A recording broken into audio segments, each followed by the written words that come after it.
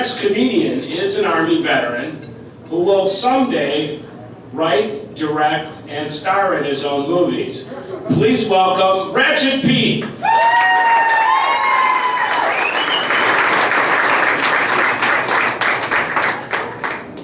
you guys doing? Ryan, if you wouldn't have been here, I would have been the only black guy at this showcase. So you robbed me of that. Thank you. I just got married recently.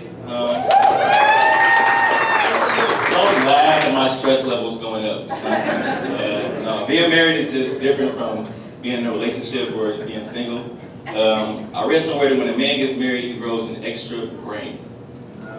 And I'm realizing apparently it's in your head. I never thought that way before.